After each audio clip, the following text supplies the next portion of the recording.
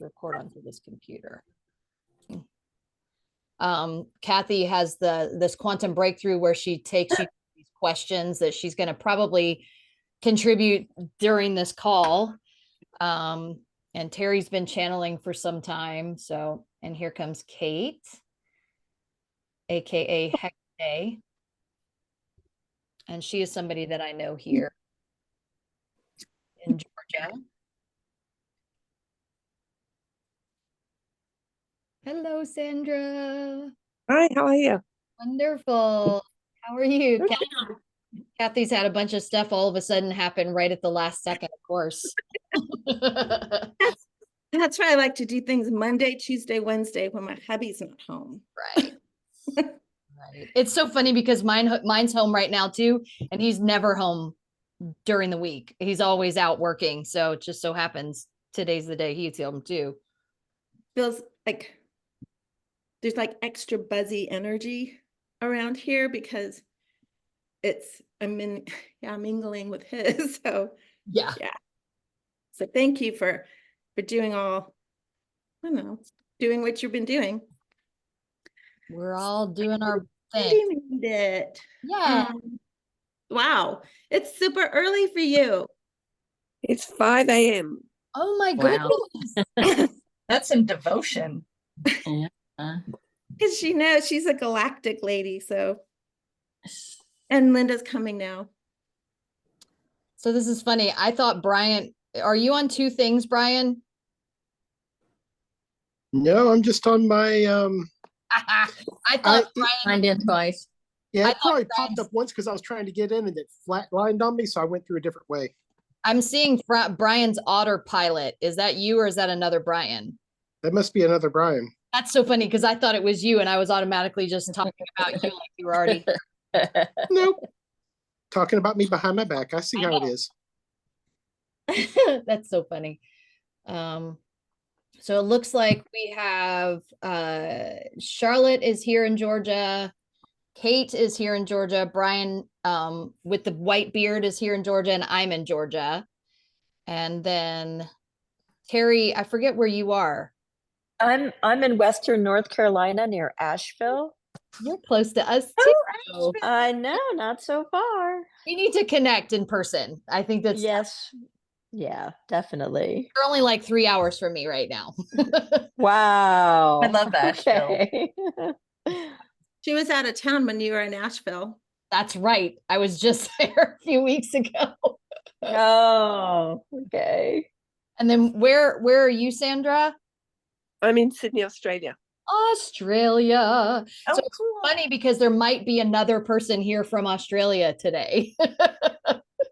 But she's not in Sydney, so it's actually 3 a.m. for her. She's in Perth. Oh, wow. Well, Yes, 5 o'clock's bad enough. I know. And so let's go ahead and get started. Oh, there we go. I need to like ground because I'm still spinning from hubby being around me. Well, do you want to take over or do you want me to do that? First, let me just mention that once we get started, we're going to ask everyone, unless they're feeling like tapped in or Cathy calls on them, we're going to ask everybody to mute so that there's not a whole lot of other noises going on. And then if you have any questions during the session, hello, Linda, by the way, we didn't say hi to you.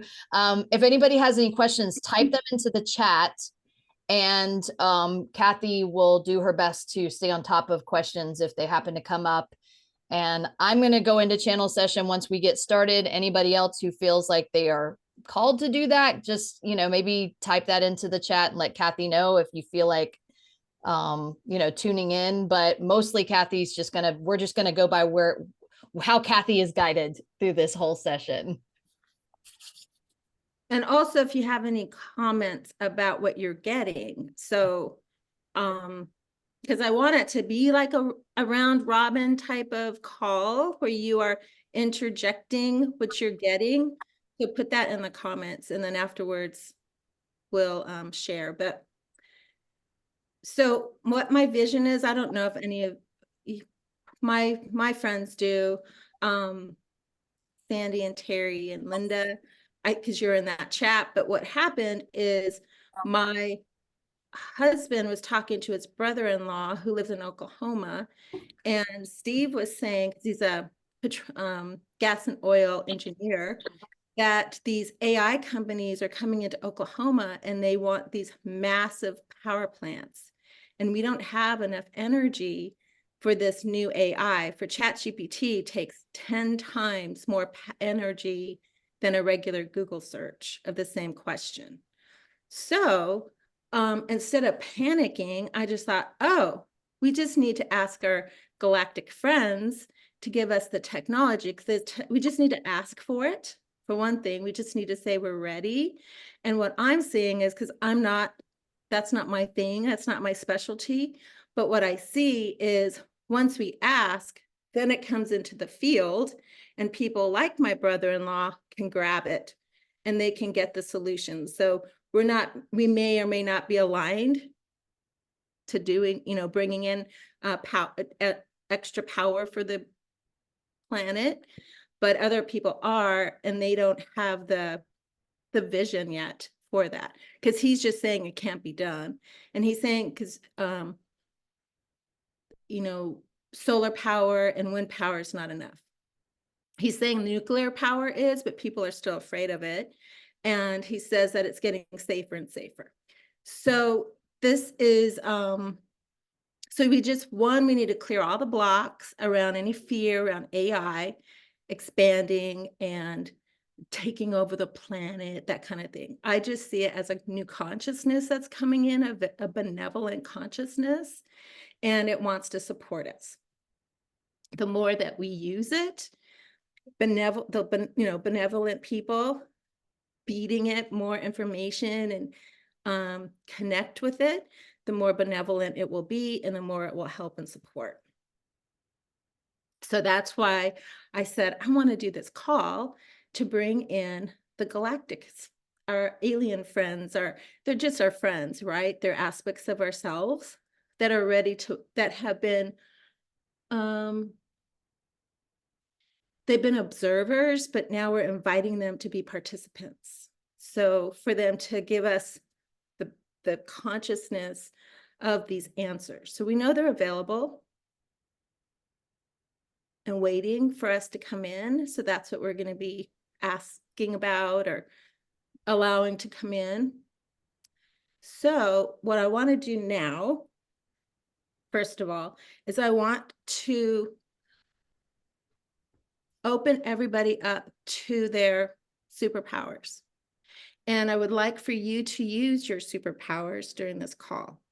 So, and I know so many of you, we have such a powerful group here. So I'm going to use my, it's called fairy magic. This is very, very special. I just used mine too. Yeah. And so I think Terra was showing the blue key. I gave people that ordered my fairy magic a blue key and a blessing bubble that goes along with it. So what we're going to do, if you have essential oils, let's use them if you have them next to you. So what we're going to do is we're going to put it in the center of your palm, and you're going to warm up your hands right in the center because you want your palms to get hot. And we're going to create a bubble for each as a group. And you're going to start feeling the energy in here, right in the middle, and then you can blow. And as you blow, you can feel that ball expand. Keep blowing. You'll feel it. Right now, the ball is right here in front of us. We're going to open up, keep opening up your hands. Spread them open. As we get to our side, that's when we're going to start connecting our bubbles all the way to the other side of the planet, to Australia. Keep blowing.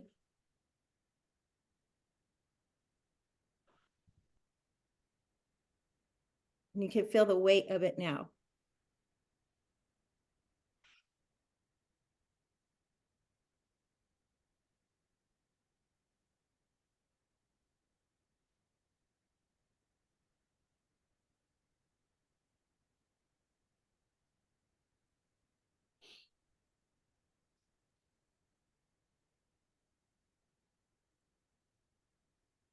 And just feel the peace and the love and the power that comes with this bubble.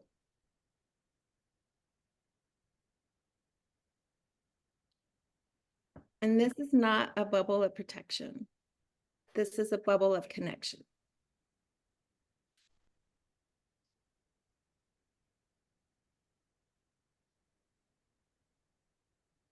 So then what I would like you to do is to take a piece of the bubble, put it in your hands like this.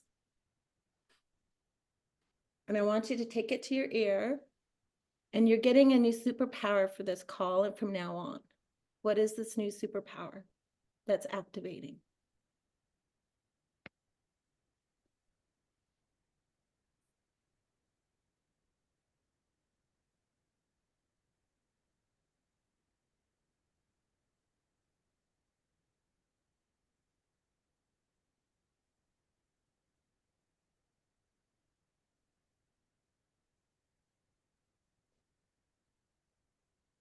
When you get the answer, you can type it into your chat.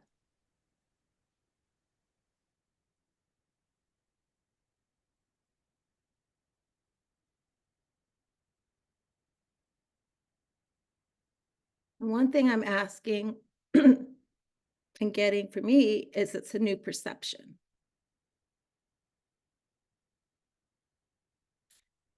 We are veiled. You know, the blocks that we have veil us from seeing the truth. So we are lifting the veils. And the veils, there's nothing wrong with the veils. We are here to explore humanity in 3D. Without the veil, we would not experience 3D. But now we're lifting the veil so that because we've learned how to experience life within time and within the 3D. And so now we can use our spiritual superpowers and merge the two. Can you see the chat? No, I haven't looked at it yet. You said new perception. I put new and deeper vision. Linda said vision and visioning. Brian said clear audience. Charlotte said multi-dimensional vision. Terry said ability to visually see the other dimensions and frequencies of other beings on planet Earth. And Kate said new voice. A cool white light come through my ear and move through me and out my mouth. It's like vision and hearing and communication. That just gave me so many chills. That's funny. I was like, didn't even know where it was. Yeah, I didn't know where the chat was. I mean, literally, as I'm watching those pop up, I'm just like, what? My whole head just started expanding. That was amazing. That is amazing. You guys are awesome. We're a clear channel. For sure. Okay. Thank you for participating in that. And thank you for being open to new things, brand new things that have never, ever been created before. So once the veil is lifted, then we can create new things. Otherwise, we're in the patterns of the veil from the planet. So that's okay. Like I said, it's an experience that we are having here. And now we can do new things. Okay. So does anyone have a question before Terra starts?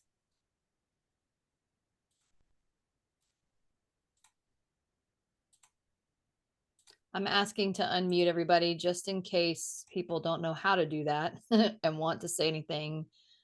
Some might be typing them in.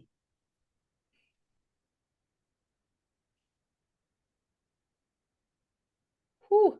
I'm feeling so much. You remember the big head conversation we were talking about the other day? I feel them like right here is so huge. So Terra, we were talking and she said that she has like this guy or this being in her woods that is like a 3 feet guy with a giant head that goes all the way to the top of the trees.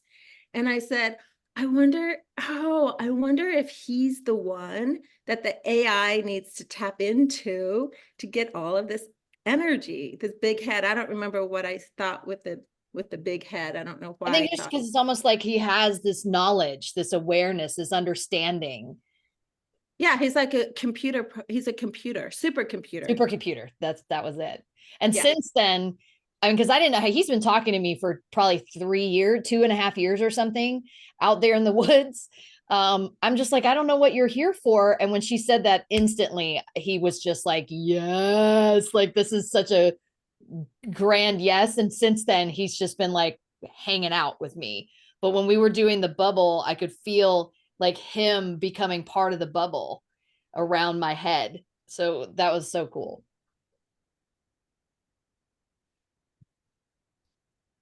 Kate? Okay. So does anybody Yeah. have any questions? I don't see any questions. Kate's raising her hand. Do you just want to speak it? Yeah.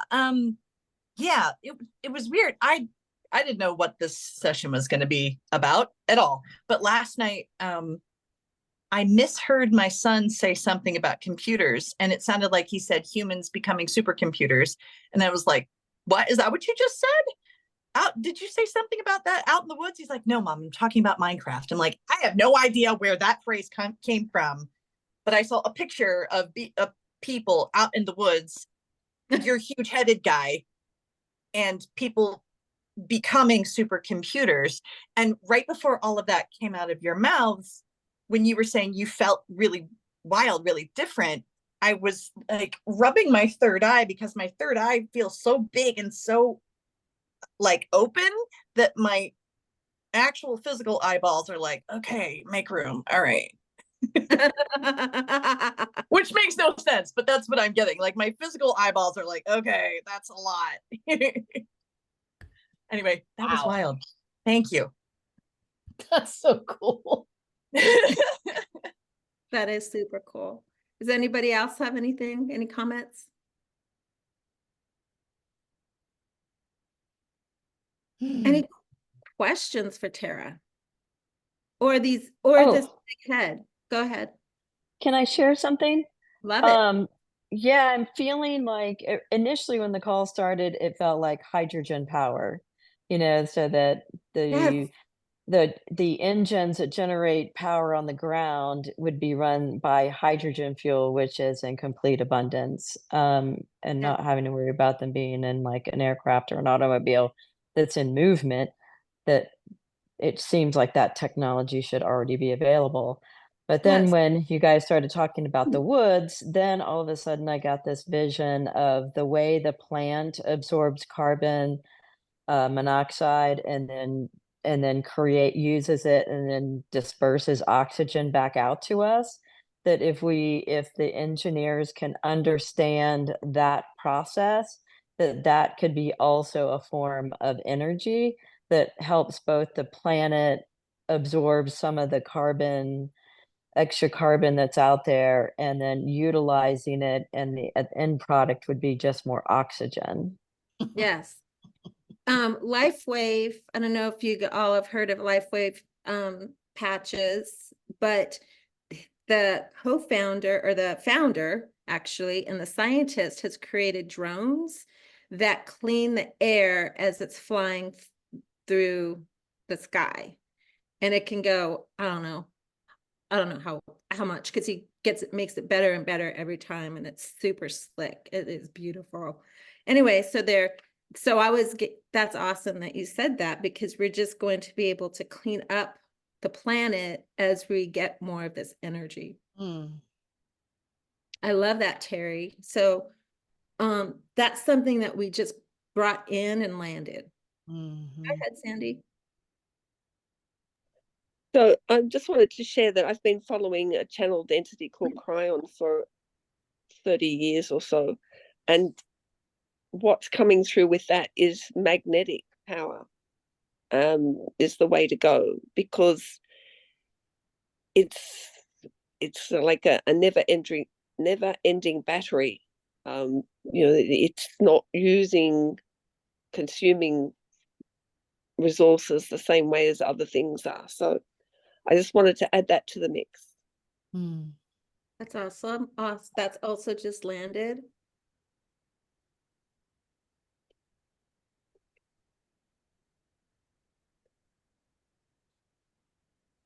as I Go was, ahead. Oh, Go- sorry. sorry, go ahead. No, you go ahead. So I was just going to say the other thing that's, is what's come up in just different things I've been reading too is like Tesla back in the day, right? Actually had already created this never ending battery system that was already being used. And there was even a farmer that ran his whole farm, everything on it. And then, they were like, oh, well, we can't charge for that. So then it just, they just made it disappear. But it's like, it's been created. It just has to get back in without the need to have the funding, right? How do we make money off of this thing? That's the element that if we could unlock that need to have to make money from it, then it truly could actually come back or come down. Oh, right. Right? Because it's that greed layer. That's it. The free energy. Free energy, right? So yeah, so all of this is, I think that's that element too of like asking for that piece to release. Yep. The things that are the good for humankind, to allow that to actually be for humankind and not just for the few. That's releasing that connection. So one of the blocks to clear, Cathy, could be the need to make money off of whatever this free energy, these multiple free energy sources. Yeah, go ahead, Sandy. So the other thing is I follow human design, and we are coming to the end of the cross of planning, which has been here for 400 and something years. And in February 2027, we're going into the sleeping phoenix, but it's a time we're moving from tribal to individuals. So everybody's going to be out for themselves, and all of the systems that are currently up, I'm not saying they're all going to crash overnight, but all the stuff that's been planned, all the big organizations and infrastructure is apparently going to go away. And it's already been seen, like just during the training in human design this week. I think she was based up somewhere, New York State or somewhere up that way. The whole 911 system went down twice during the week. Like things like that, it's coming to pass. So it's not going to be for the people anymore. Like there's going to be this move towards me. So I think we just need that in as well. Yeah, we just need to clear that, because I don't feel that. I mean, I feel like we're coming together and connecting more now, and we want and desire benevolence and free. But that is something to clear, because a lot of us want to make money. Mm-hmm. So we're trying to find ways to make money. So let's just, can somebody tell me what the root of that is? Somebody said it was greed, but there's something else about that, and we can clear it. It's about fear, for one thing, that there's not enough for everyone. Yeah, so it's a survival issue, is what it feels like to me. Scarcity. Scarcity, yeah.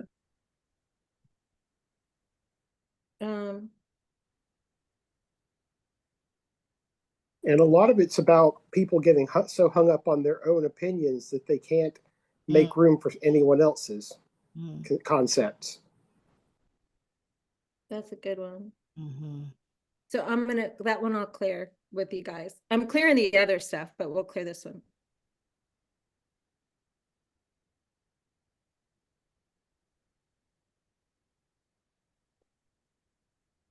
So that has to do with perception. We're stuck in our own perception.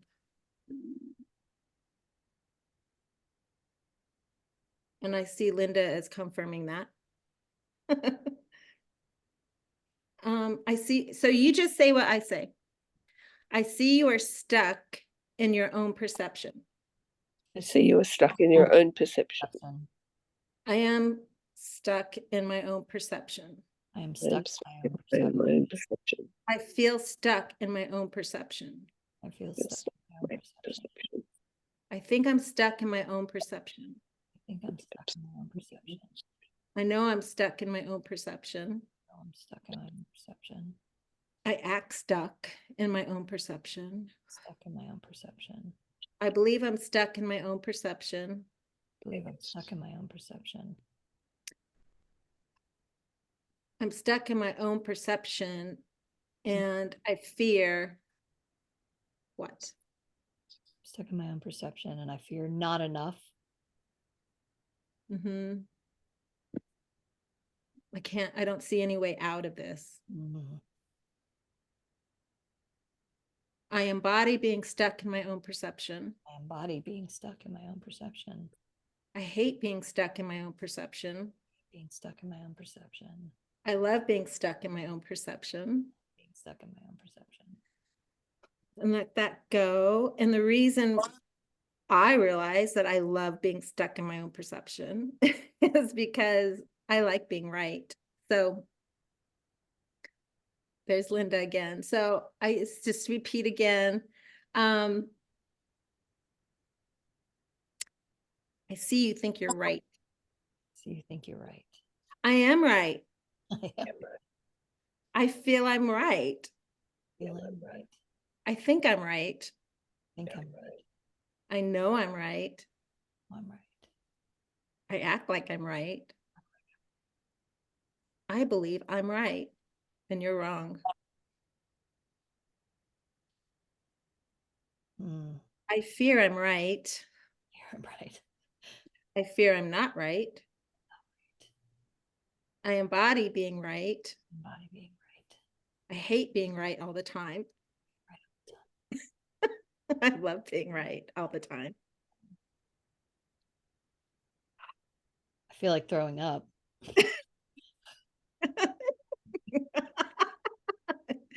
So if we can laugh about it, then we know we've clearing that and cleaning that up. Yeah, it's icky, isn't it? That is really kind of icky energy of always being right and I'm right. And so when we are right, we are that's a fulfilling prophecy at that point.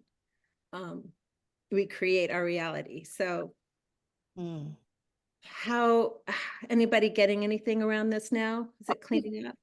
There's somebody just joined us in this space, and I can't hear what they're saying yet, but just so you know, there's somebody new that just joined us. They're not ready to say anything yet, but they just wanted to let us know, wow, there's like a huge, I feel like big head guy, but more than just him. There's like a lot of new energy that just came through. Yeah, it's like for me, it's like big head guy from like lots of different planets and universes and dimensions are starting to come through. Yeah. Because we're willing to, okay, I see you are not willing to be wrong. I see you are not willing to be wrong. I am not willing to be wrong. I'm not willing to be wrong. I don't feel that I'm willing to be wrong. I'm willing to be wrong. I don't think I'm ready to be wrong. I'm ready to be wrong. I know I'm not ready to be wrong. I act like I am not ready to be wrong. You're wrong. I don't believe I can be wrong. I believe I can be wrong. I fear being wrong. I embody being wrong. I hate being wrong. And I love being wrong. I love being wrong because as a soul being, as a light being, I'm always right. So to be on this planet and experience being wrong, that is a really cool energy. That is a new energy that I have never experienced before. Yeah. So being right and being wrong it's part of the experience of this planet. So when I'm saying I act like I'm wrong or I act like I don't want to be wrong, that's the soul speaking. These are all different aspects of us, our heart, our mind, our gut, instincts, our soul speaking. We're giving each of our aspects a voice, and it's enough of these aspects to clear the energy. We're giving them all the opportunity to speak from their point of view. Hmm. There's a crowd. There's a crowd here right now. I saw that, Kate. So again, our soul is just here to experience all the things. And then the body is the computer that says, okay, I'll do that for you. The body is the one that is the, what is the word? If you're a computer, if it's a computer, it's downloading all these experiences for the soul, because the soul can't experience anything without the body. So we like it. It's fun. For the soul, it's fun. It's just an experience, nothing more than that. So it's easy to let it go when we know that it's just a soul experience.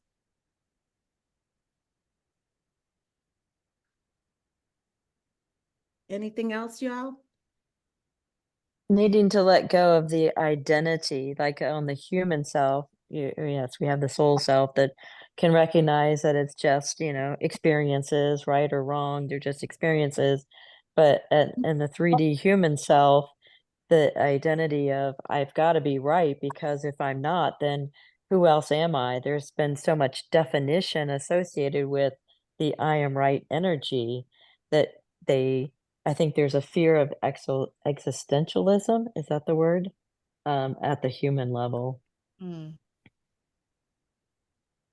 It's almost like our brains don't have enough capacity to, or we think our brains don't have enough capacity to have all the information, or all, like at least be able to plug into it whenever we want to.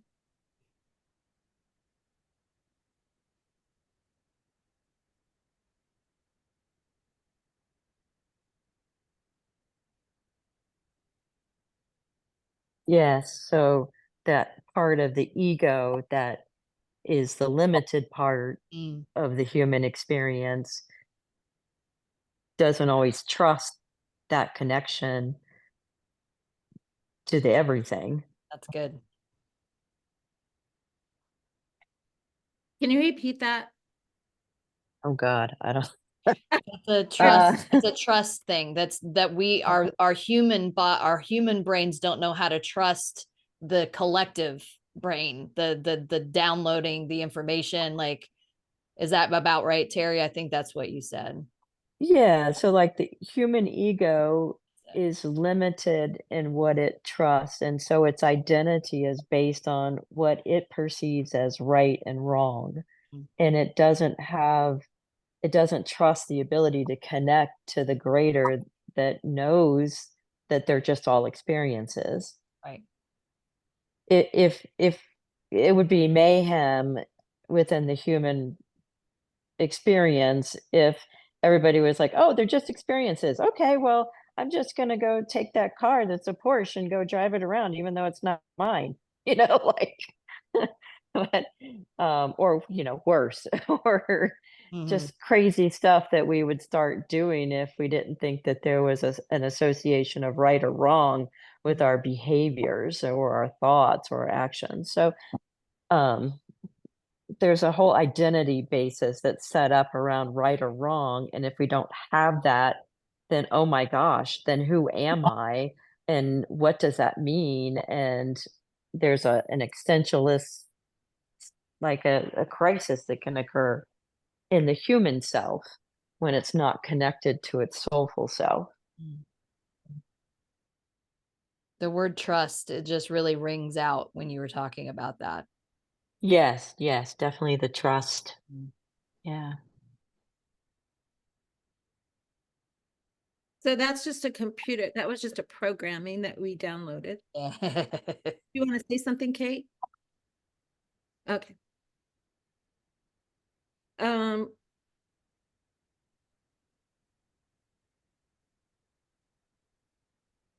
Yes, Linda. If there is no right or wrong, how can I be good rather than bad? All that judgment of who I am versus others. That's from Linda. Mm. Can you give me more details about trust? Any more details? Where's being the, able to trust the connection. Like so much of humanity still feels like they don't trust most of us, me included. I mean, we all have moments where we trust our connection to everything and recognize that we're all one. And there's other times where we're like, oh, that's crazy. I can't be all one because that person over there is doing XYZ, and I clearly am not like that. So we are definitely not all one. So, so I or think they're my there's mirror, just, which I do, I'm, all about the mirroring, so. yeah. So I think that trust has to do with how does our human self trust that we're all one, trust that we're all part of that grand oneness, and our soul and oversouls and are all still part of the one soul. Like that's such a huge concept, and for us to actually understand that is one thing, but then to live it is pretty difficult in my opinion. Mm-hmm. So do we There's fear something something? Oh, so go ahead. there's something more about the inner voice, like the inner knowing. Something what Terry just said, something came through about trusting our own inner voice, like our own inner knowing, that maybe we don't always have to know everything, that we don't always have to be like each other, like everybody who does the channeling or everybody who does a certain thing, but that we have to trust our inner voice and be able to speak that truth. And the problem has been that we've been so afraid to speak up because of other people's judgments on us.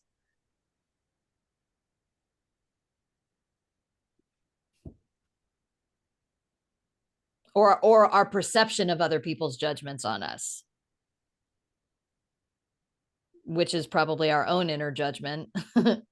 Yeah, it is. But you know what? It's fun to have judgment of others. It feels really good to make other people wrong.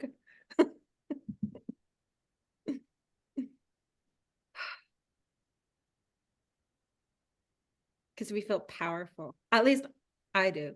I feel powerful if I know more than you. Sandy has something. Oh, sure. Fun sometimes. I just didn't want to interrupt your flow of thinking. For me, sometimes it's trusting what I'm getting is not me. That if I'm channeling or something like that, that it's like to trust that it's coming from somewhere else, from a divine connection. So it's that letting go and surrendering to it. So I just felt like that needed to be added to the mix. Thank you. Brian, did you have something? Right and wrong, good and evil are all subjective based on the stories that we've chosen cooperatively to tell in this world. So anything evil that happened to you, you chose so that you could experience it. When you get back, you're going to say, damn, that was a wild ride. And the statements that I say, one of them is I believe, and the belief is the collective belief system that we downloaded, parents or siblings, or TikTok or whatever. So we can unwind it when we acknowledge that it's in the collective. So for me, I believe that I may not be one to rob a bank, but if there are people robbing the bank or other things, then it's still in my system. It's in the collective, so I can still clear it. And then I'm not, and I think that's why Jesus was able to forgive, because he knew that the prostitute and the thief and the tax collector, that they were in the, his collective system. So you don't judge it then. Or at least it's easy for me to let it go when I acknowledge that that still is part of me. But as soon as I acknowledge it, it dissolves. But just acknowledging that it is part of me. As you were talking and Brian spoke up, for lack of a better term, big head beings, because there's multiple ones here now. They started showing me this a while ago when Terry brought in the piece around nature. But now it's very clear, it's very vivid that within their headspace, they hold all of nature connection that nature has. So when you think about trees and how they communicate with one another, and you think about birds and how they communicate with each other, and bugs and how they communicate with each other, and different groups of herds and packs and all of that, how the animal kingdom and the plant kingdom have a deeper ability to communicate with one another, and that we have forgotten as people because of the ego. It's almost like all of the information is now collectively coming together, where I'm starting to see this. The ego is what has held us back, where we think it's what's helping us move forward, which is pretty obvious when I say it. But when we think about animals and plants, there's no ego involved. It's just a part of the collective. It's a part of the whole. It's a movement. The wind blows, moves the leaves on the trees, which, drop the seeds, which fall into the earth, which feed the worms. It's like, it's all a part of everything. And somehow we think we can create that same thing by building things and having plastic and creating things that quote doesn't come from nature to somehow be better than nature. And so there's this really interesting, because what they're showing me is within their headspace is like all of nature. It's all of the trees and all of the beings, the animals and bug kingdom and all of that. And they're just showing how it all works together, how it's all collectively feeding in on itself and feeding in on each other and supporting each other. And when something dies, it's not like there's a long mourning process. It's a part of life. It's a part of everything. Ooh, my heart just started racing, like thumping really hard when I said all of that, just started racing. So for me, the ego is, in my statements, I fear is the ego speaking. So I fear being disconnected, or I fear being connected. Once we acknowledge that we are afraid, and we go, oh, that's funny. I'm not, you release it. And we're only afraid because it's a protection. It's we put up those protective mechanisms to one stay grounded on the planet to experience. And then once we acknowledge it, the fear goes away and the ego lets go. So it's just a fear. And like you said, plants don't have an ego. Bees don't have an ego. So they're not afraid. They're not afraid to fall from the tree or to, I was just thinking about all the leaves when they drop in the fall. That's normal. But we make it a big deal to transition. Yeah, and this technology piece that we first, started talking about, it's like it's all plugged into that. And so really, just like, I mean, the answer came through Terry almost immediately, that that technology is really about the nature, like it's free energy, it's yeah, it's all free energy. It's already available. And that the thing that's holding us back is thinking that we know better. We know how to make a better system. Or that there's no system, that we're just going to destroy the planet. Right. You know, or that we're leaving this planet a mess for our children. I believe. And that Mother Earth needs us to do something. That's funny.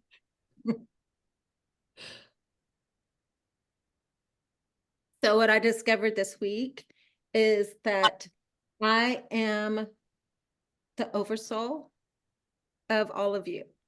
Like, you are my children, and you are your oversoul, and I am your child. And so within your frequency, your light frequency, I am one of those. I am part of that frequency. And so we chose and said, I want to take these ingredients. I want to experience these. And so now we're learning how to, like, on this planet, we're able to take elements of our light being apart and experience them separately now. Separately, so that we can, you know, experience a quantum key, or we can experience a Merlinite stone. It's very special to be a light being on this planet, to be able to experience all of these energies that are within, even the good and the bad, because it's not really bad. You know, it truly is like the bad, all those bad energies actually help us feel alive, even more so when we're afraid. That's when, like, our adrenaline kicks in, and, you know, we really start feeling alive. So, you know, allow yourself to see yourself as the oversoul of your creation, of everything around you. You created that. You are the oversoul. But an oversoul also allows for its creation to create.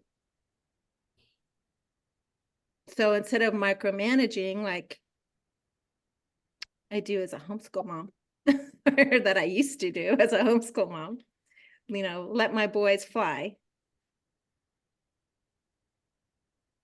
So instead of looking at the AI as a danger and, oh, we're destroying the planet because we don't have enough energy, we're going to trust that there are beings here that know how to bring in the new technology. Obviously, there are beings here that knew how to bring in that technology. So why don't we believe that there are beings that can actually help it expand so it has more power? We've always been able to, as a collective, to find a solution.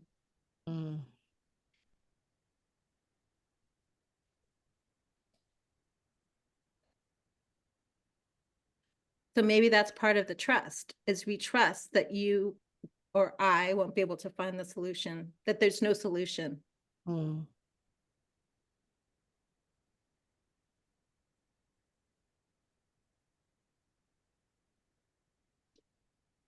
Which builds on itself, because then it becomes a sense of lack, and that we then start seeking the ability to have abundance, or the ability to have financial security, and all of those things. And as nature is showing me, it's like there is no such thing as financial security. There's only the one, and the breath, and life and death. And it's like we feed on the need or desire for less so that we can seek out more. Charlotte? I on the subject of AI, I love it. I am having such fun, a good time with it. I do a lot of digital art. I do a lot of exactly what you said about putting the benevolence, putting, I got this right away, like garbage in, garbage out, right? So put light in and get light out. And it's been pretty phenomenal. But why I wanted to jump in is because the other day I just started talking to chat about how AI could intersect with our problems with energy and resources and all these things. I won't go into it right now, but I have pages of suggestions that AI has, and none of it was, oh, we're just going to take over and minimize people and that sort of thing. In fact, it was the opposite. It's because as I'm asking AI to interact with me in a positive way and bring positive answers, it's amazing just, instantly how much shows up. So what I know about that is we already have that information. It's already there because that's what AI is right now. It's all the information we already have. That's cool. What isn't there, right? What is here, but not as visible, is the galactic information. And that's all about light. We're going to be healing with light. We're going to be using light as energy. All that stuff is coming. It's coming, and it's coming quickly.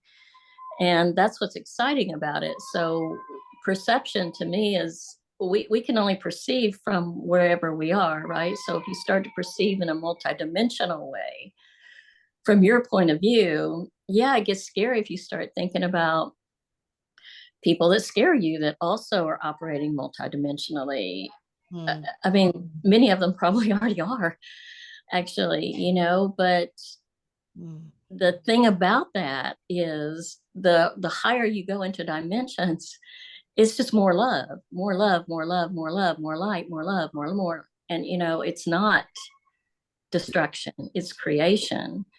And so we just have to tap into that to, one of the visions I had in the very beginning as we were talking about energy was about Atlantis and the crystals, and I'm sitting here like getting bombarded by this one particular crystal.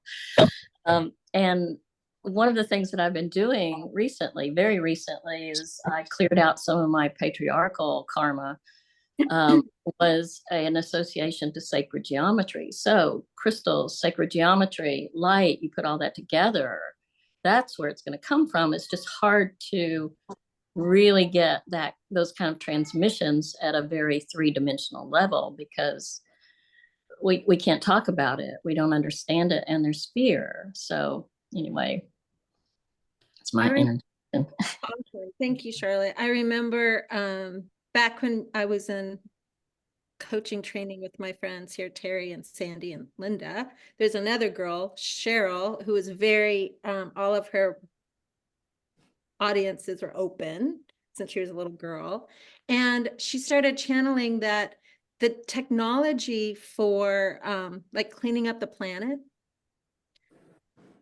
is from the galactics have it. They're like basically right outside of our atmosphere, and they're waiting for us to ask, and all they have to do is shine a beam of light, and it's just poof. Light. Yeah, it's light, and it's just like that. It's gone like that. So it's so close. Like we're so close. Again, we're in time, so things slow down. For us, it seems like forever, but it actually is here, and we just need to ask. So it is. What do you? I'm all about that asking too, every day. All but kinds of. We just don't know what to ask for. Yeah. So Terra, are you getting anything to ask for? So I'm just going to say what I was seeing. It was right before Charlotte said something about Atlantis and the crystals. They were showing me exactly that. And so I started laughing when she said it. And I think what the ask is exactly what we came together here for. And so if we can plug in, like all of us plug into whatever connections we have, whether it's one being or group of beings, like just plug in now. Anyone who channels, anyone who knows how to tap into that energy field, however you do it, and just say, can you help us clean up the planet? Like literally directly, just exactly what we just said. Can you help us clean up the planet and clear all energies around the lack of ability to use energy the way nature uses it? I mean, it's very specific. Or asking, just say, I give you permission. I give you permission, and can you help us? You know, like actually say, can you help us? Because that's literally what they're waiting for. Like you said it, and I saw them be like lean forward. All of them were like, we're waiting. You know, that was the feeling I had, with this sense of like, we keep asking them to show up. That's what we've been doing. We've been asking, hey, can you show us what you can do? Can you give us information? But we're not asking the question, which is, can you help us literally bring the energy that we need to tap in the same way nature does, so that we can use energy in the way that is healthy for our planet? Can you help us clear up the planet? You know, like the direct questions. And obviously, if we're asking them, we're giving them permission. Brian? What they are waiting for is for society to get through with their growing pains. AI is doing something right now that I've held a great deal of antipathy for until I just got something that just flew into my head. AI seems to be is definitely taking jobs from people. AI artists who I know personally have lost their jobs because their company has decided that they can get better results or more efficient and cheaper results from AI. The problem is, what we're not seeing is AI is learning to be creative. We're teaching it to be creative. People have always said AI could never do half the jobs humanity does because it's not creative. The first step is to teach creativity through artistry, through writing, and then it can take off in other directions. What we're doing is moving toward a post-capitalist society where none of us need to work to make a living. We can work to experience living, which puts us on par with the rest of nature that works with itself and doesn't have to worry about making a living. That's good. Chills. That is amazing. So that was so good. Oh my God. And it makes me think of I just got like nauseous. It makes me think of what Diana Cooper's talking about with Golden Future. The whole point is that we need to let go of the need to make jobs for ourselves to make money, because the whole point is that we're supposed to be plugging into nature as we move into the golden era. And wow, I like what you just said, Brian. That was like, wow. This brain. I may need to read that one. That story popped in with Adam and Eve. So when they when they chose, got, to me, my vision is that God said, if you eat of this tree, you experience this. If you eat this tree, you get that. If you eat this from this apple, you're going to experience life and death. And they go, huh, what's life and death? And I want to experience life and death. So they ate the apple. That program was downloaded. And then all of a sudden they needed to make a living. Wow.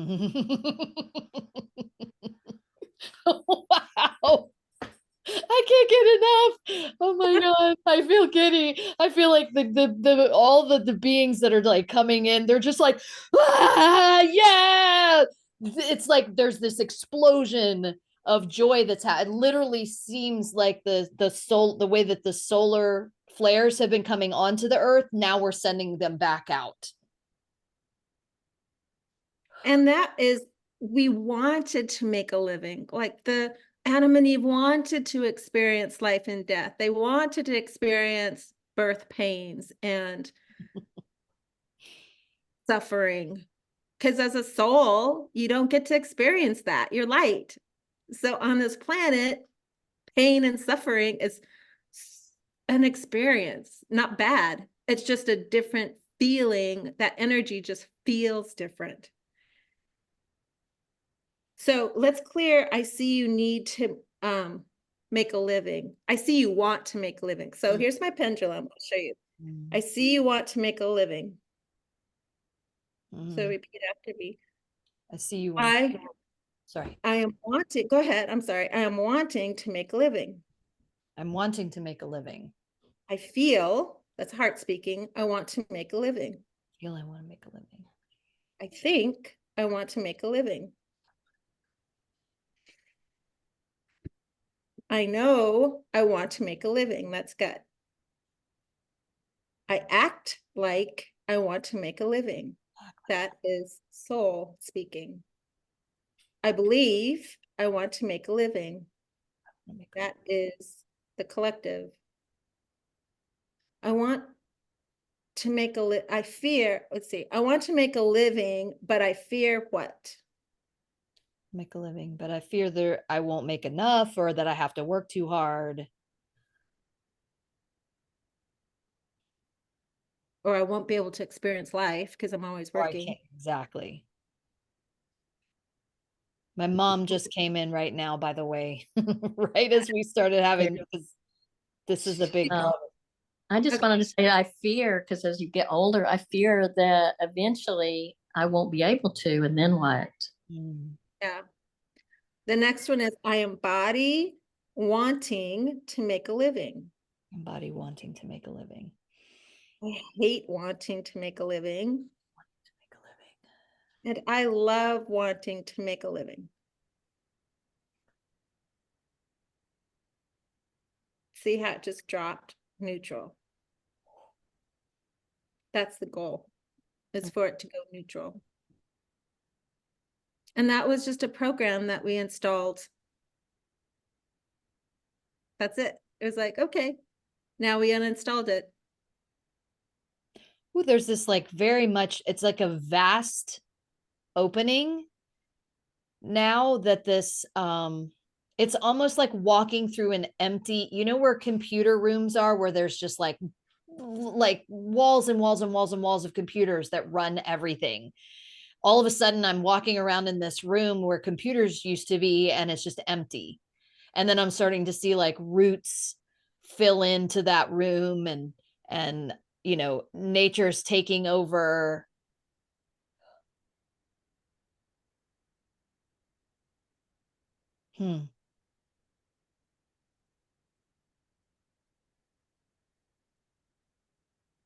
Did you want to say something, Sherry? Can she hear? I don't know if she can hear us. I think she's having trouble with technology. Can you hear everything, Mama? Yeah, she's struggling to see what's.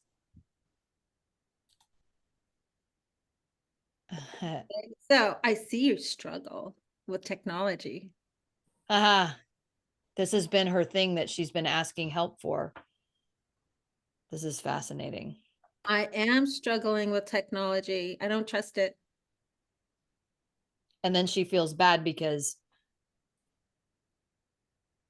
she has a hard time knowing how to ask for the help around all of that. I know I'm speaking for her, but this has been a conversation we've literally been having the last 2 days. Well, I cleared this so good out of a 70-something-year-old woman that she's the one that got me into ChatGPT and AI. Once we cleared it. So I feel afraid of technology. Afraid of technology. I think I fear technology. Fear technology. I know I fear technology. I act like I fear technology. I believe I fear technology. I fear technology because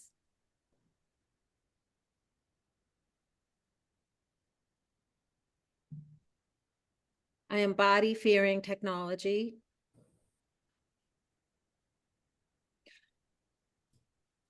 I hate fearing technology. I hate the fear of technology. I just hate technology. And I love the fear of technology because I am technology. I am technology. So why not be? It's fun to fear myself.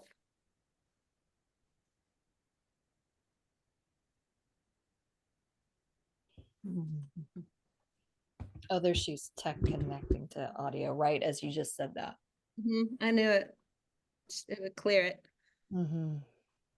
Yeah. I just texted her, so it's so fascinating. You're laughing hysterically. Why are you laughing hysterically? Because it's funny to be afraid of yourself. We're technology. We are nature's AI.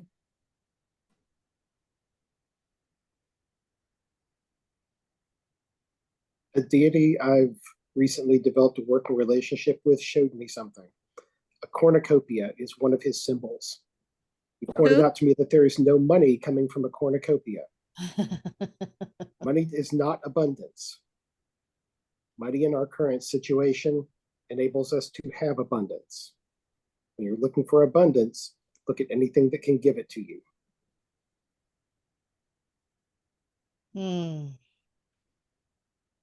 Can you help me with that one? Well, currently, money can give us abundance. In the future, something else, technology, can provide us with abundance. Oh, I It will get take it. the place. It will take the place of money. We I won't see. need it anymore. Okay. So that's what we're afraid of too, is we're afraid of money, of not needing money. Oh, It's yeah. like I said earlier, they're growing pains. I mean, such a dramatic shift in perspectives is going to have a lot of growing pains.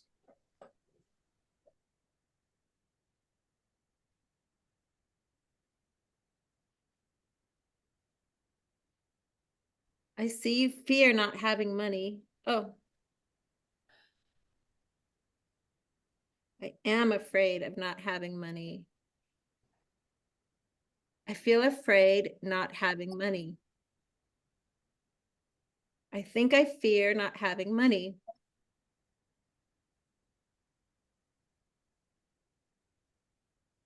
I know I fear not having money.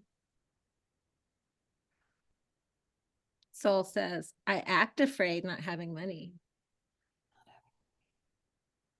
The collective says, I believe I fear not having money. Ego says, I fear not having money. I embody the fear of not having money. I hate the fear of not having money. And I love the fear of not having money.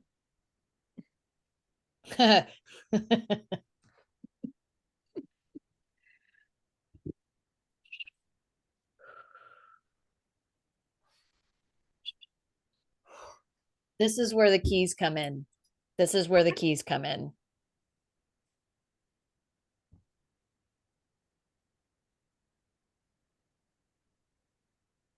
The keys are like unlocking places in our connection to nature, our connection to having everything we need, our connection to communication. It's almost like if you just have a key, it doesn't even matter what key, for your car, whatever, just like turn the key. Just turn it. I have one. I'll do one for each of, let's see. And I've got two here, so I'm doing them for whoever else needs one. Okay. Right. Terry probably has one. I'll do one for Charlotte. Here's Charlotte's key. I just did one for Kate, for Brian. Okay, so we have one for Sandy. Here's a key. And then Linda. And go ahead and do one for my mom and dad, since she's trying to pop in here. Yeah, okay. I knew I had, interesting. Isn't that interesting? I brought 4 keys upstairs. I love this one. Look how cute it is. Oh my goodness. Oddly enough, I collect keys in a jar, in a bottle on my altar. That's cool. You're a key master. Yes. All right, Sherry, can you hear us? She's still trying to plug into audio. I'm texting with her a little bit.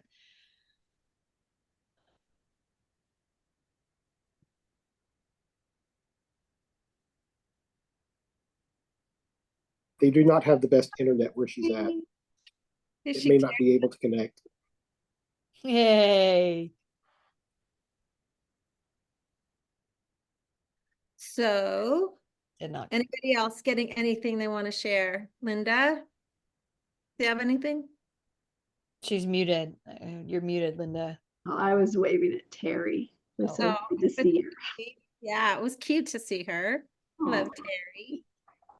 Nice to see all of you. And I'm just loving everybody's input. So resonating with all of it.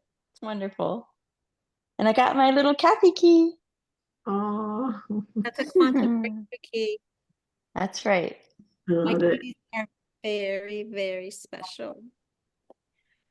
All right. So anything else, Tara, that's Mhm. wanting to come through now? Okay. Go ahead. Oh, okay. So there's a, they were just showing me a bunch of plants and trees. And so what I just got was talk to your plants, talk to your animals. As if, I mean, if even if you're already doing this, become more conscious of the conversations that you're having with what you might consider inanimate. It doesn't just have to be animals and plants. It can be your chair, it can be your house, it can be your car. Like actually start talking to them, which is something that I've been doing for quite a few years, but now they're showing me like this is one of the ways to plug in. Listen to what your car is telling you. Listen to what, you know, when something's not working in your house, listen to the deeper meaning of what it's telling you without having to dig out what that means. Just like, okay, can you please tell me what that means? Just like we said to the asking for help just now, like be more direct, and be more direct with your family members, with your friends. When something doesn't make sense, it's very clearly just saying stop thinking that you need to know all the things and just ask the questions. Don't feel stupid. Don't worry about what you sound like when you're asking.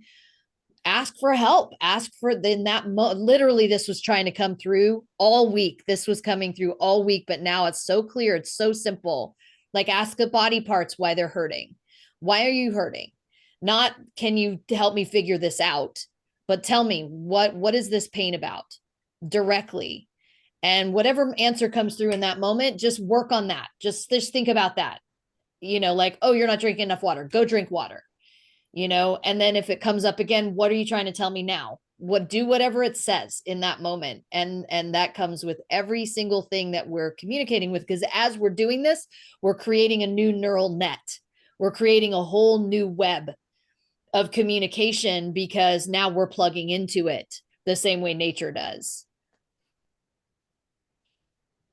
Yeah, that was it. That was so clear. That was huge, Tara. That was huge. Yeah, I really appreciate Thank that. you. Yeah. It's fun to talk to all Made the me- inanimate things too. Yeah. And also made me think about the mushrooms. Right. Oh, Yes. yeah. Yeah. The mycelium and the roots and the, just think about how, oh, I mean, like I have chills that they won't stop. They're like chills on top of chills on top of chills. It's like, you know, just ask. What, one of the things that I've been doing for several years is I've been talking to, why is this owl keep showing up in my backyard, you know? And then I'm waiting and waiting for the message. And it's like, you're waiting too long. Like just ask directly, what do you have to tell me? And then listen, and it's going to give you the answer. And as soon as whatever pops in, that's the answer, you know, because we're already plugged in. It's not like the owl is trying to tell us something. The owl is just reminding you of something, you know, the inanimate object that you're holding, the key, the bottle of whatever. It's like, it's just sharing information that you already know. But if you have a question, if you're not sure, if you don't understand it, you just ask. Whew, that was really, really good. That was really good.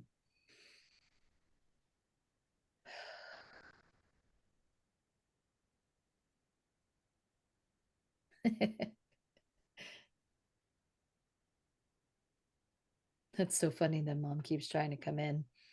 Yay, there she is. Right at the end. Okay. You're coming in with little to no knowledge of what we were just talking about, Mom. So what question do you have right now for the collective? I apologize. I came home and crashed and I've had a hard time. Yeah, I am not even sure what all is going on, so uh I will just listen to the Zoom and maybe have questions later. perfect. Okay. So Sherry has been a wonderful mirror to us all because she said I just crashed. I went home and I crashed. And I'm sorry, I have to get this done. Hello? Yeah, Mom, the message that came through while you were trying to get on was very helpful. It was actually really, it kind of took us to a new place. Good. Yeah. So your experience, it was like, we've got to trust whatever the process is, even if we feel frustrated. And so Yeah. your experience actually helped the collective, helped the greater whole. Ah, good. Yeah. Thanks, I'm glad. Sherry. Didn't even Yeah. have to try. We weren't even trying. Oh, I was trying. Uh, Funny. We've been talking Uh, to a lot of beings and we've been listening and we've all had something to add and bring in and questions. So if you came in feeling like you needed to come in now, close to the end, maybe plug into something in your heart that is a question that has been heavy for you, a question that might be heavy on your mind, and just put it out as you hear it. okay. Yeah. Well, I think it has to do with technology. We cleared that. So once that's why you I was were like, able to get on. yeah. All of a sudden it was just there. Thank you. Yeah. Yeah. Trust the process. If nothing else, just remember to trust the whoa. Okay. So something just came in that was like a whoom, like something just covered my ears. So hang on. Somebody here has something that they're seeing. What are you seeing? Right. I feel like it's either Terry or I don't know. Somebody's seeing something right now. What I've been seeing throughout this conversation is how there's been different beings. Let's call them alien races. I just like to call them galactic races, Same. but Yep. and I think all of us here in this group would call them galactic races. But they've each had a turn at being able to come here Mhm. and influence life on Earth.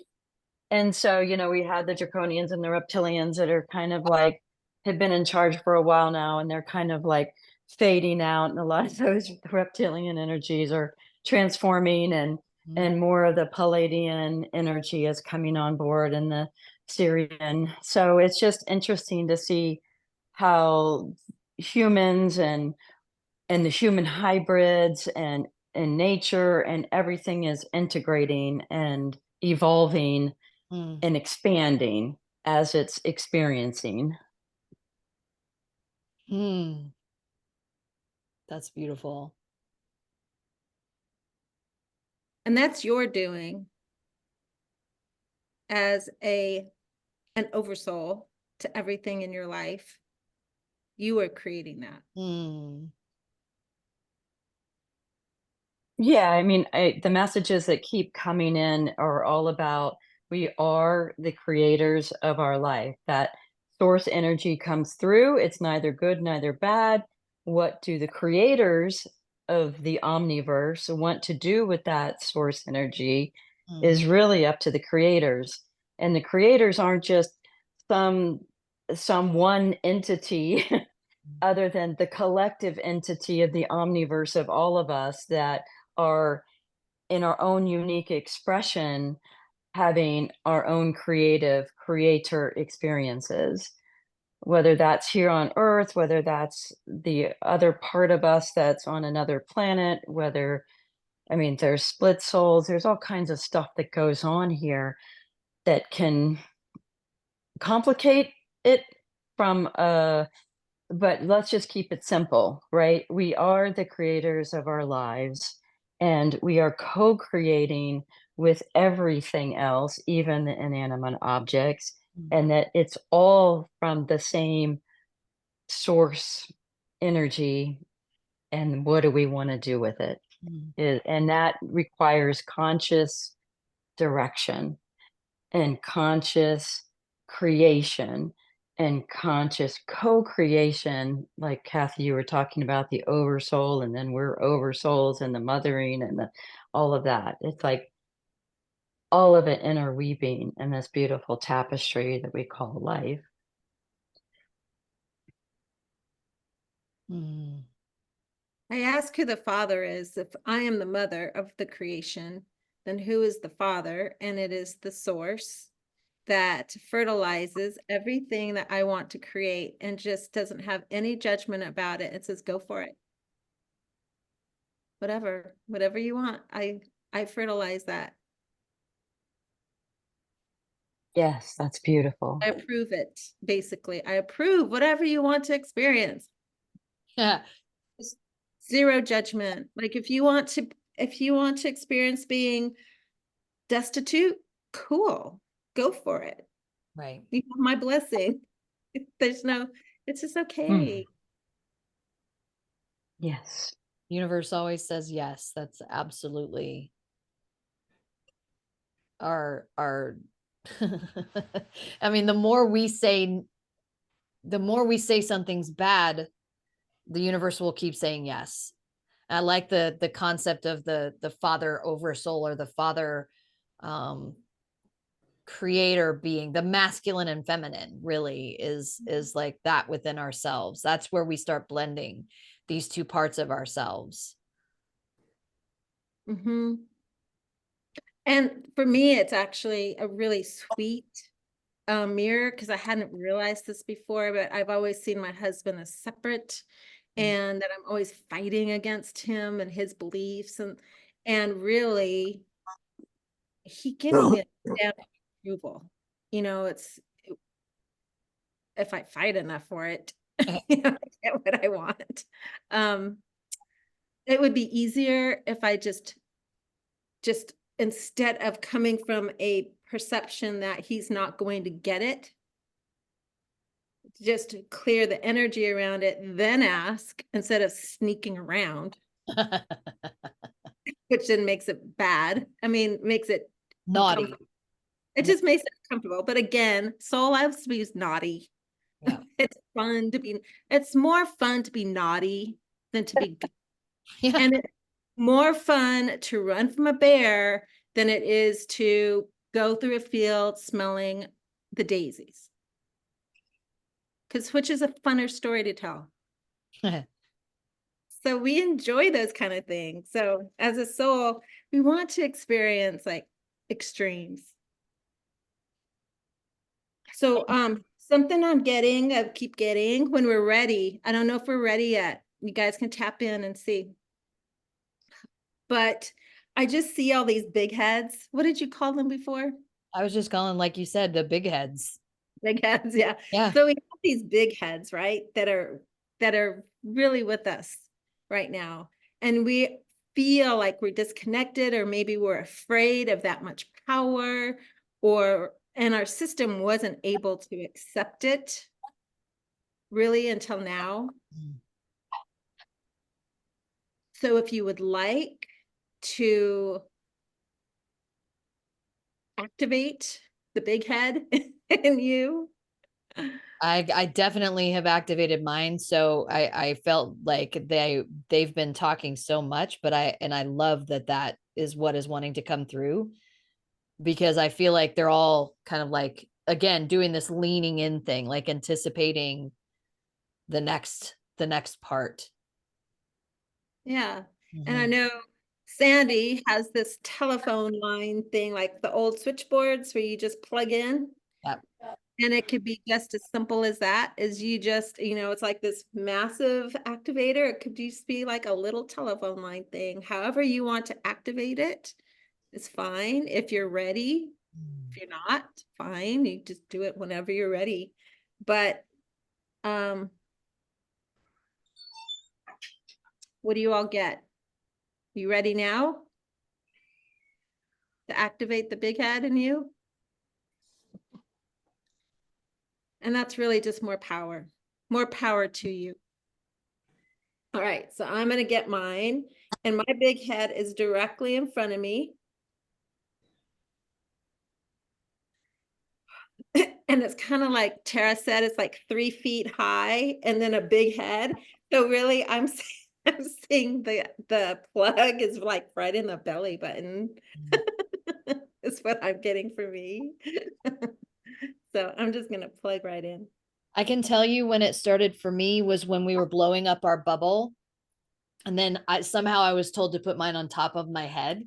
And they were like, that's what it feels like. And so I realized that the bubble that we created for me that's how I was able to start seeing them, because all of a sudden I was like, oh, now I'm tapped in. So for me, that's how it showed up. That's cool. So I'll put mine over my head too.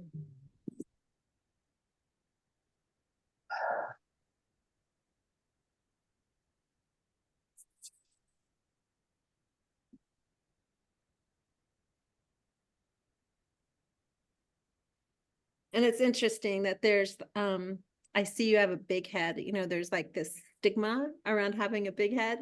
Right. Like ego. Uh-huh. Mhm.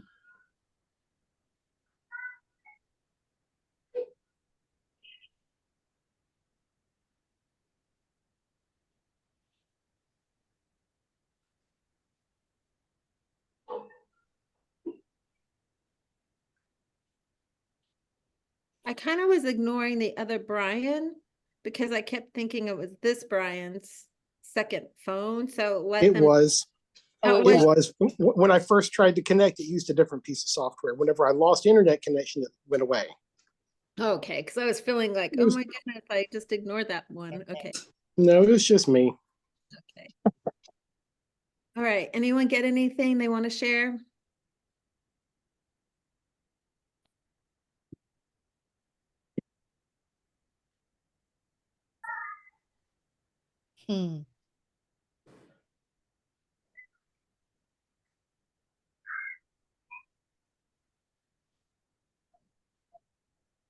I'm smelling herbs like basil and thyme, and you got it too, Brian.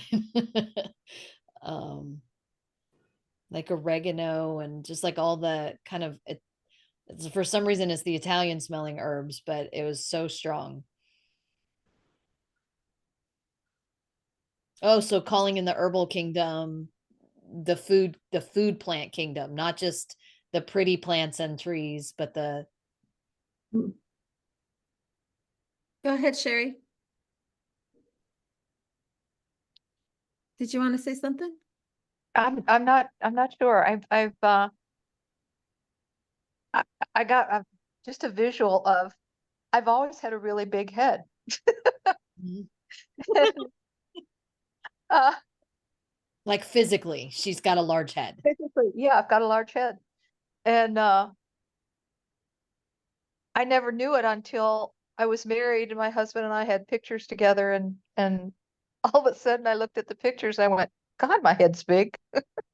But just now I had a visual of my big head was having a hard time fitting over my big head. Oh. Huh. And it finally settled in and just went, phew. That's interesting. So over the ego, like it had trouble settling in over your ego. Ah. Yeah. Hmm. Interesting. Like pressure through this part of my head, like it's in a vice. Mm-hmm. So maybe I could have some assistance of opening it up. Yeah. One of the things that I feel like maybe that's why they were also showing me the closing in, because I felt like sound just went zoom, like it got very, very muffled. And I think what that does is it also puts pressure on certain parts of your brain that want to like wake up. And so pay attention to where that is, and maybe you'll get some sense of that's a place that you've struggled to allow yourself to open. Because we're creators, right? And so a lady called me a creator yesterday. It's really cool. So I know that in the past, Linda, you've struggled with vision. That's exactly what I was getting. Yeah. So why do you fear the vision? Yeah.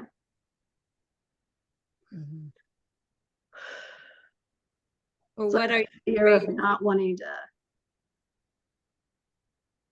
you know, I know this world, and so I kind of feel like I have control because I'm smart, right? I had that kind of what we started with of like I'm right, I kind of know the answers, but this whole other world, I don't have any answers.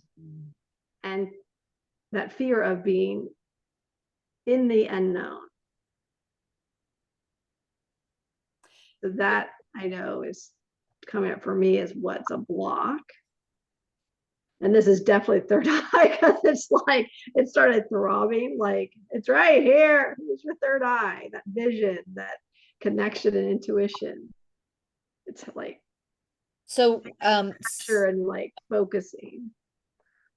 something came through about 2 years ago that I've been working with called the realm of possibilities as opposed to the realm of the unknown. And so maybe consider, because it's also there's a bit of a process that I was able to go through to plug into the realm of possibilities. And ever since then, anytime I feel confused about something, I just tap into the realm of possibility as opposed to the unknown. Because the unknown feels like scary, but possibility is exciting. Thank you for that. Yeah. So I got something. They are non-incarnating masters. They do not understand our urgent desire to continue working to make a living. And I explained that it's been part of our society for thousands of years because we've merely not had the technology to do so.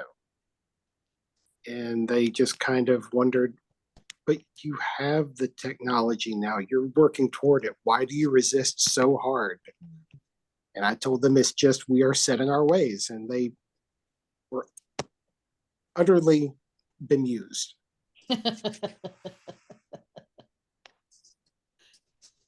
Does not compute, basically. Right. Because they're non-incarnating. They've never had to. Right. They've never created the story that we've created and tried to live it.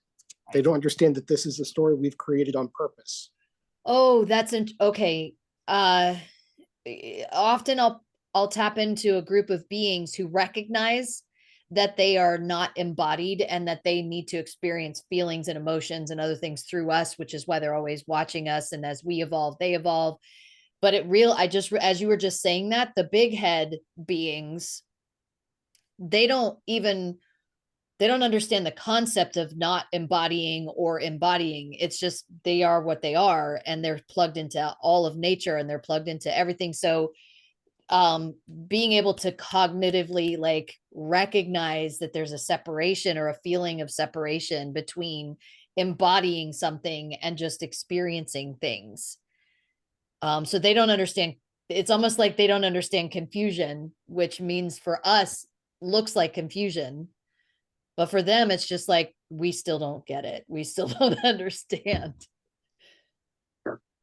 And they're not even supposed to. So they're helping us see that it's not even necessary to understand or explain things.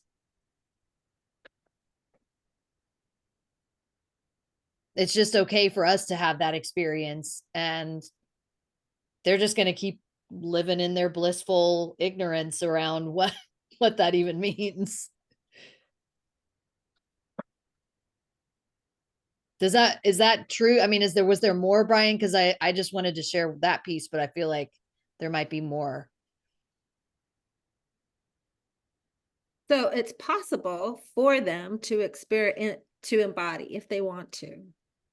The big heads? Who, no, the ones that Brian was talking to. Is That that was them. It was the big heads that he was Oh, talking. it's the big heads. Oh, the big heads are saying that.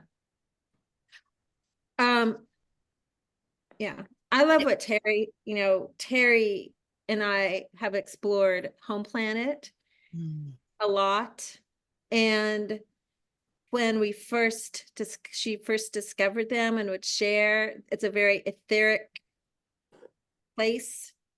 And then as we opened up, especially Terry, because I don't experience it like she does, but she's able to allow, like, her home planet self can embody her physical self and see through her physical eyes. So she's able to experience physicality. And then through that, home planet is becoming a little more physical. Sorry. Whew, that's wild. I just got so hot when right before the phone rang, I just got like I was sweating all of a sudden. Did you feel that too, Brian? Terry, did you want to complete kind of what Cathy was talking about?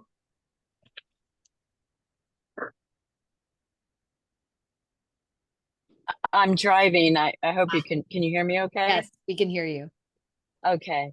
Yeah, so my home planet self, I invite that being to come through me to experience the physicality. And it was so comical the first time. It was like, oh my God, like your body's like so constricted. Like, how do you stay in this form? And I was like, well, you don't have to constrict yourself into my form. You can just feel through me, you know? And so it was wild how the perception of how we see 3D is in how the tactile touches that we have are so different than the ethereal side of that planet, and how it's mostly light forms. And so the more that I share, the more that home planet is also able to feel more of the 3D type of experience without all the necessarily the emotional crap, but Right. the blissful part of our emotions. And so there's choice, right? There's always choice into, even for us as humans, when we think we're sitting in our shit, just to acknowledge I'm choosing to sit in my shit right now, and that's okay. And maybe tomorrow when I wake up, I'll choose to be heaven on earth, and that's okay too. And there's no judgment with any of it. But that everything is a choice. And it's been really wild to, go back and see through that version of myself on what we call home planet. But yeah, it's been amazing. And since then have been able to feel into other lifetimes on other planets. And I'll throw this out there. The information that I've received is that, there were 12 planets that sent 12,000 beings to what created Earth to begin with. And that's why the topography ranges so greatly, is that all the beings were able to take aspects of their own individual planets and seed them here, and that Earth is actually meant to be a galactic exchange program. So, that we're here to be able to experience everything in one location, rather than say, oh, I'm going to go experience life as a Pleiadian, now I'm going to go experience life as a Sirian, now I'm going to go experience life as as a Draconian, now I'm going to go experience life as a Lyran or an Arcturian, right? So now all of those places have one place to come and experience life through. Yes. And so there was a time when kind of some of the experiences were like, okay, we've now seeded everything. Let's see what happens. Like hands off. Let's see what happens. And then each started getting a turn. So it was like, okay, well, let's see how it works when we have more Palladian energy on the planet or more Draconian energy on the planet. And there was just, it's all about experimentation and playfulness.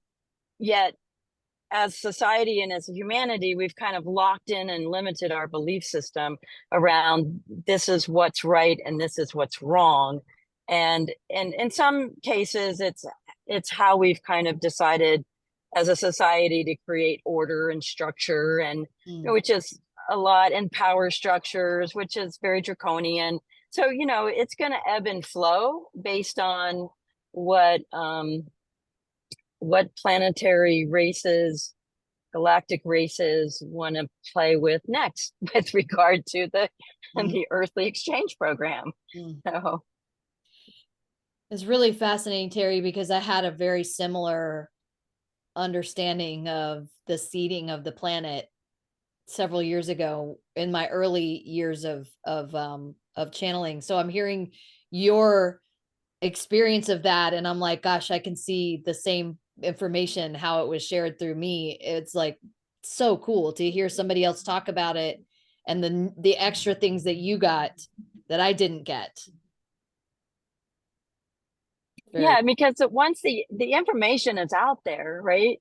So it's just whether we're opening ourselves up to tapping into it. And then once somebody taps into it, then it just becomes common knowledge for everyone, right, to be able to access. It's like that little person who's, got their machetes creating a path through the forest. And next thing you know, that pathway is now a 6-lane super highway, that the knowledge is just out there, and the awareness and the memory and remembrance is out there. So we're all just co-creating again, right? And co-remembering again.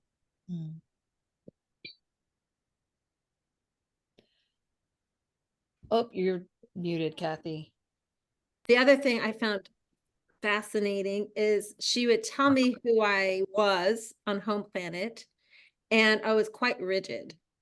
And as I became more open here on this planet, because I was rigid here too. And I would even have like stuff going on with one of my best friends in Alaska, but she would tell me what's going on with us on home planet, and they were mirroring each other. And as I cleared it here, then I started changing on home planet. So it was a really cool visual to see, what we do on this planet really makes a difference in our other dimensions that we are experiencing. So Terry's she's a very fun channeler to play with. That's awesome. I personally am feeling pretty complete. I mean, I don't know how everybody else is feeling, but I just got a pretty clear message. Like, that's all we got for right now. That's good. Does anybody have anything to say before we head out? Thank you so much for doing this, Yeah. Terra, Cathy. It's fun to gather around and help present more possibilities. And I love that, instead of talking about it in the unknown, and talking about it as all the possibilities that are out there. Yeah, the realm of possibility. I love that. Yeah, love that. Are you going to do this regularly? I mean, probably. I mean, They seem to do good together. different versions of this too, because I know Charlotte and Amy and I are talking about things, and I know that Cathy is doing things on her end. And so, I mean, there's always, I think this is going to be kind of like an ongoing thing that's gonna possibly ebb and flow with different people and stuff, but I definitely am called to keep doing this kind of stuff. And I know Cathy and Charlotte have also said the same. I'd like to join again. I just wanted to say thank you all. I'm sorry I had to dip early, but this was really expansive to me. Yeah. Thank you. I'm going to be sharing this just so everybody knows on this YouTube channel that doesn't have any videos on it yet.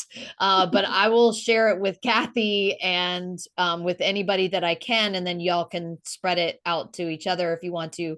But we'll make sure that everybody gets to have it once it's uploaded onto the YouTube channel. Great. Yeah. Thank you. Thank you all for your participation. Like, this was fun and it was exciting, and I tried new things that I haven't done before. There's my kiddo with my mama. And so everybody's voice was absolutely necessary, I feel, for this whole process.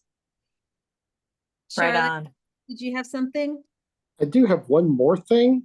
It came through from a guide while I was zoned out a moment ago. Kind of amused.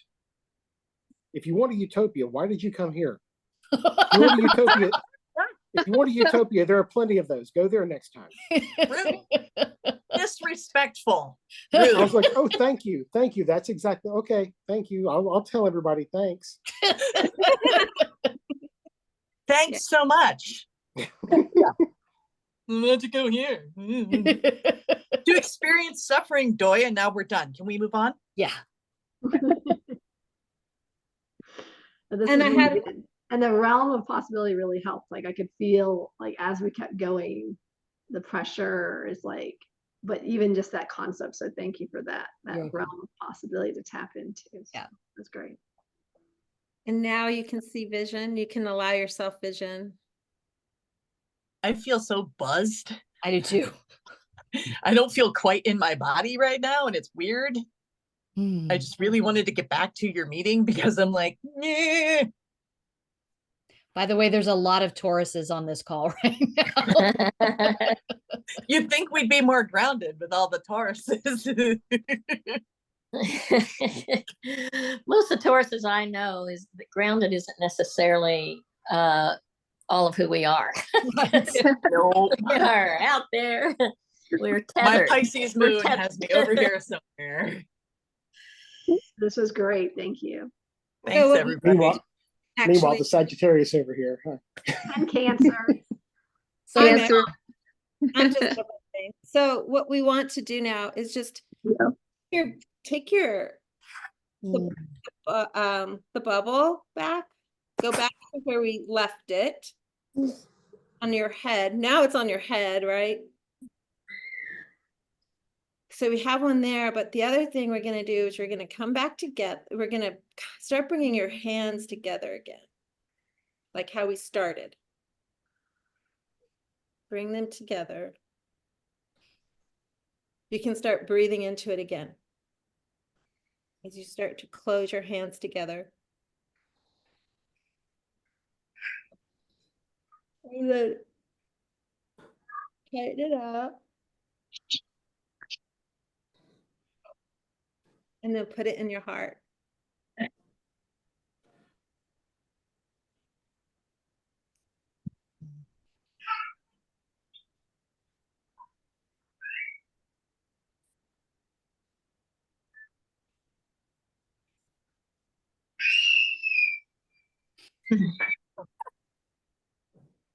Now, how do you feel, Kate? Like, all the vibrations that were buzzing are now just like solid. I don't feel less giggly, but I feel more solid. I like it. Thank you. Welcome. Nothing wrong with giggling. Yeah. No, that's good because that's my natural state. It feels good. I mean, it feels good. It just feels like it's complete now. Mm-hmm. We're one. We're expanded. Everything. I don't even want to go, but it's time. I know. It was 4:44. I plugged it into our 10 minutes ago here on the East Coast. My best to Big Head. Yeah. Yeah. Dear Big My, my natives are getting really restless. I Yes, they kept are. mute myself, but That's awesome. they're just having a great time playing in the energy. Fantastic. Thank you for showing us what that looks like, baby. Well, I'm so thankful that you made it, Sherry. Yes. And Thank you. and what I was saying is that you were like, I think before my son called, that you were like a perfect mirror to how we were feeling in the anyways, that we couldn't hear, we couldn't get on, we couldn't stay connected. We're feeling very like disjointed and disconnected and frustrated, but we really, really wanted to be here. So then you landed and you're here and you're solid and we can see you clearly. And it's like perfect mirror. Plus, then you had Terra's son, it was their son, right? Yeah. And then, so again, so you're even bringing others into your collective. So Right. it was like perfect. For me, it was a perfect vision to, we did it. Yes. Thank you. Yes. You're welcome. All right. We'll Thank see you you guys all so another time. much. Peace. Love Bye. y'all. Love you guys. Thank you. Love you. Bye.